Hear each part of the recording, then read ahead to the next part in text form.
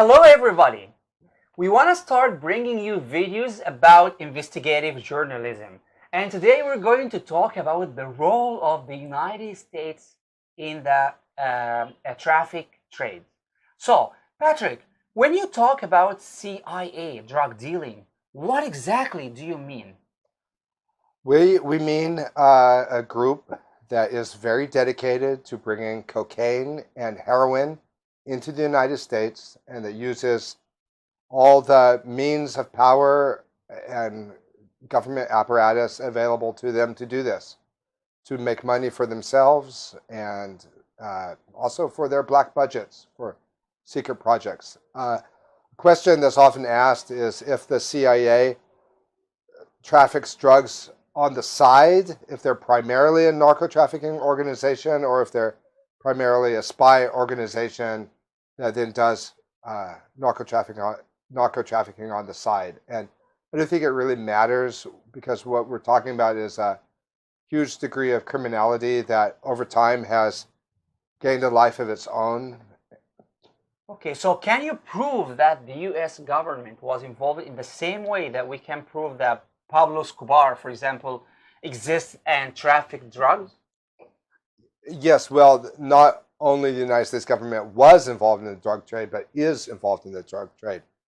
Of course, when we talk about Pablo Escobar, he's the name that comes to mind in the heyday of the Colombian drug cartels. And there's been a lot of documentaries and a lot of shows and a lot of books that have been written about Pablo Escobar. When we talk about the names, the big names in the American drug trade, families like the Clintons and families like the Bushes, who were presidents and vice presidents.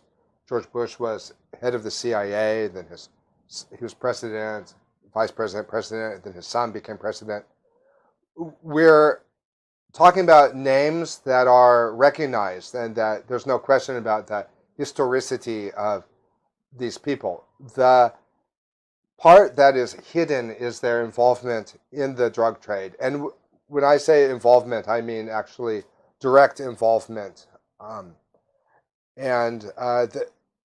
Everything that comes along with the drug trade, including money laundering, assassinations of anti-narcotic groups, control of the media. Okay, and I think part of this has been immortalized in the movie American Made with Tom Cruise, isn't it? Yeah, in fact, a lot of this has been bubbling under the surface of the American culture for many years. In the 80s, we heard of the Iran-Contra scandal. In the movie American Made with Tom Cruise, it tells the story of Barry Seals, a pilot. Although it makes it sound like it portrays him as somebody who was drafted in by the CIA.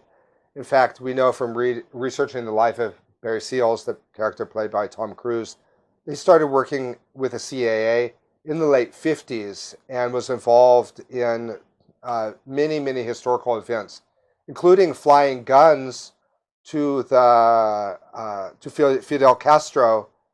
The CIA put Fidel Castro in power. But of course, the pilot Barry Seals, he was flying huge shipments of cocaine into Mena, Arkansas, when Governor Clinton was governor, and it involved the entire apparatus of the state government. Maybe a little bit later we can get into what the pretexts were. A lot of this, they said they were doing it to fight communism, but I don't buy that because these are the same guys, including Barry Seals, who were flying guns to Fidel Castro when he was held up in the Sierra Madre Mountains, and it's unlikely that Fidel Castro and Che Guevara could have taken control of the Cuban government without those weekly flights. So Barry Seals was involved in way more than just bringing drugs in the United States. He was involved in covert operations, and it's through studying the life of Barry Seals that we learn about so much that has been part of American history, even the Kennedy assassination. That's hard for me to understand. If the CIA is just bringing tons of cocaine and heroin into the US, then what's the purpose of agencies like the DEA and FBI? Aren't the Drug Enforcement Agency and the Federal Bureau of Investigation making drug busts? Well, they are. In fact, one of the reasons that the DEA exists is to get rid of the competition for their friends at the CIA. Just like in the heyday of the Colombian drug cartels, the Cali cartel was working with the Colombian government to prosecute and arrest the Medellin cartel. We've always seen these rival drug cartels. But one of the interesting things when you discover that, when you start researching CIA drug dealing, is that, well, we have evidence from court cases, from newspaper articles, from congressional investigations, and eyewitness accounts.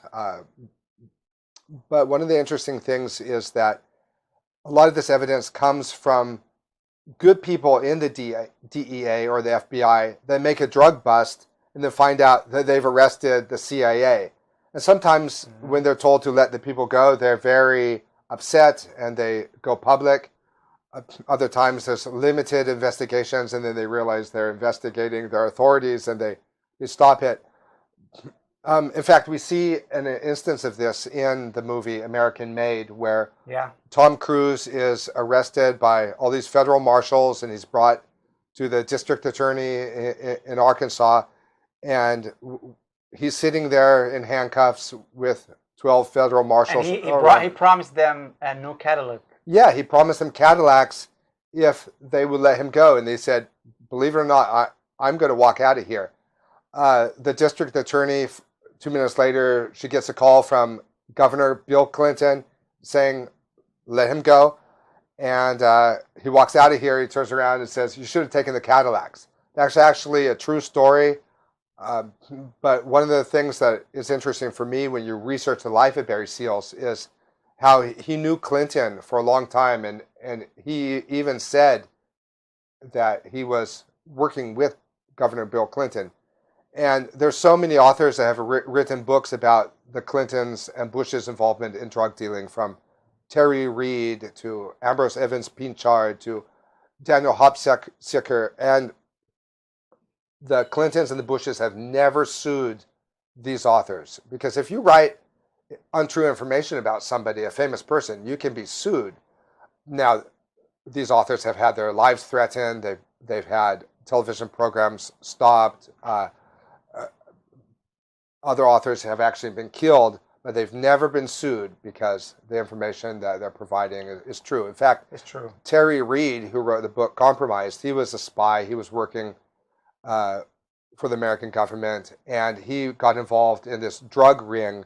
And actually, his CIA handler was Felix Rodriguez, who has become kind of like an American folk hero for being a CIA agent. Maybe we could talk about him later in Operation 40. But Terry Reid, when he found out that he was part of this CIA operation bringing drugs into the United States, cocaine, he said he wanted out. And his handler was Felix Rodriguez. And he went back to the United States. And then the Clintons and Felix Rodriguez and Oliver North and Bill Barr, who later became Trump's attorney general, they tried to pin drug charges on Terry Reid, and it went to court, and Terry Reid was able to prove in court that no, they were the ones that were the drug traffickers, and the whole thing dropped. I understand a lot of this goes back to the war the U.S. had with Nicaragua. Yeah, it does, because in the 80s, the United States wanted to have a war against Nicaragua, and Congress wouldn't give them money to be able to do it. A terrorist war. And so the CIA needed a black budget. And so they turned to selling drugs. They would bring guns to the cartels in Latin America, and they would bring back cocaine, and they would sell it on the streets of the United States. And they became very rich. They had their black budget. And that's actually how Bill Clinton financed his his presidential race. Now, in all the talk in 2016 about the possibility of having the first woman president, and I hope someday we will have a woman president, the press was silent on Hillary Clinton's role with narco trafficking, money laundering, and assassination of anti-narcotic groups. So it boggles my mind how there can be so much evidence and yet so little awareness about this subject. What was Operation 40? Okay, well, Operation 40 was something that was created by the outgoing Eisenhower administration in 1959. It was a Latin American assassination team meant to deal with Fidel Castro in Cuba. And many of them who were in Operation 40, they had just put in Fidel Castro. It included names that play a prominent role in American history for decades, like Felix Rodriguez, Frank Sturgis, who was involved in the Watergate scandal, Porter Goss, who later became head of the CIA under Bush, Barry Seals. It was supposed to be secret, but Daniel Hopsicker got a hold of a photo of them all together in Mexico City from Barry Seals' widow.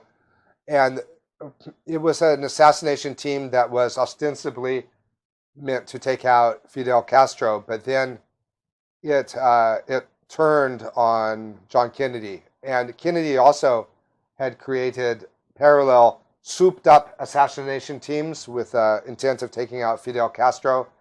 And then these teams became angry and embittered at Kennedy, and then these teams were the teams that were able to then take out Kennedy. What are other names of traffickers that were involved and are still involved in government or influence a role in government? Well, of course, the Clinton family and the Bush family, even if now from behind the scenes, they still have enormous influence on American policy. But people like Bill Barr, who became Trump's attorney general, names like Robert Mueller, who worked with the Justice Department, they're all over the place. And the United States government actually has an interesting definition of what a narco trafficker is. It's not only the people who are bringing in the drugs, but those who are offering some sort of financial or political or intellectual assistance. And so this could actually include many members of Congress. And so, what airports are we talking about here? Well, one of the main airports, and I don't think there's any doubt now that it was Mena, Arkansas. I mean, that's just been proven beyond a doubt. Mena, Arkansas, but also Venice, Florida. And a lot of this comes from a book that Daniel Hopsicker wrote, Welcome to Terrorland. Hopsicker, of course, wrote Burying the Boys. But we're told that the ringleader of the 9/11 hijackers was a Saudi Arabian man by the name of Mohammed Atta. And he was based out of Venice, Florida. And when Daniel Hopsicker went and investigated Venice, Florida, he found that it was an active CIA operation bringing in tons and tons of drugs, oftentimes weekly flights. And he's compiled his case talking to police officers, interviewing witnesses, going through court documents. At one level, the government doesn't really even try to hide it because they just know that that's going on. I always ask myself, well, what about the good people that work in government? But like we've seen time and time again, there starts to be investigations. In fact, in the book Burying the Boys, we hear that the DEA was just about to arrest an airplane that they knew was coming from Mexico with heroin, and they get a call right at the last minute saying, "Oh, don't arrest them, don't stop the plane. It's got the Bush brothers on it." The Bush brothers who were governor of Florida and governor of Texas. So one of the ways that they do this is they place governors in the states where they're going to bring in the drugs, and names like Clinton and Bush. Critics of the American elite, these anti-political movements, do they even know about this? Actually, they're anti-authoritarian. Yeah, anti-authoritarian They're not political movements. So do they know about this? Well, actually, that's interesting that you mentioned that, because there are some anti-authoritarian political movements in the forms of the populism that we see now in the United States with names like Robert Kennedy Jr. and Donald Trump. Donald Trump, for example, has opposed himself to the wing of the Republican Party known as the neocons. So there doesn't seem to be a realization about the CIA drug dealing. Otherwise, they'd be talking about it. And I heard Robert Kennedy Jr., somebody asked him recently, do you think that Trump would appoint you head of the CIA so that we can then start to get declassified all these documents about the murder of your uncle and the murder of your father? And he said, there's no way that I would be approved by Congress to be head of the CIA, because the CIA has agents that are also members of Congress that sit on these congressional committees. I was thinking, all he has to do is go to the American people, make the case that these congressmen and women are narco-traffickers and the CIA is narco-traffickers. And there's actually now enough evidence to arrest them for narco-trafficking. So it seems like this is the card that these anti-authoritarian political movements could play. But to some extent, because there's been such a, to some extent, they're still brainwashed by the Mockingbird media, because there has been such a whitewashing, such a silence around this issue. So they probably don't even know. And, you know, we know from like Operation Mockingbird that the CIA put agents in all the major news organizations. And so literally, like we say, the fox is guarding the hen house, and the newspapers and television companies are being run by the narco traffickers. Because when you hear CIA, now you got to think narco trafficking or cocaine integration agency. And this group is also involved in doing the overhead spraying, the fake clouds. It's totally run by the CIA. So yeah, I wonder, why aren't these anti-authoritarian political movements like Kennedy and like Trump talking about this? And I can only say they don't know. Okay, and finally, how does CIA drug dealing tie in with September 11th? Well, sometimes people have said, well, how could the American government do such a thing as kill their own people on September 11th? But remember, we're not really talking about the American government as a whole. We're talking about a criminal element within the American government that has been involved in assassinations since the late 50s, with the political assassinations of the 60s. They're involved with drug trafficking in the 80s and 90s. But when you start researching the financial connections of September 11th, you see that there's these companies that have been involved with laundering money. And it's interesting, there was starting to be an investigation into some of these companies, and the investigations were centered out of the Twin Towers. But even though there's no evidence that Muslims were on the airplanes, it's very interesting that they threw up this picture of Mohammed Atta. And Daniel Hopsicker has gone to Venice, Florida, and he interviewed Mohammed Atta's girlfriend at great length. Mohammed Atta snorted cocaine. He ate pork. He wasn't a Muslim, but the hijackers themselves, a lot of them have turned up alive in various parts of the world, but they're also the ones that we've been able to investigate tie into this ring of CIA drug dealing. So I suggest people get the book Barry and the Boys by Daniel Hopsicker, as well as Welcome to Terrorland, and they can go into great detail and learn what we're talking about. Okay, that's it for today. So thank you, Patrick, and we hope to see you in more videos. Thank you, Ahmed.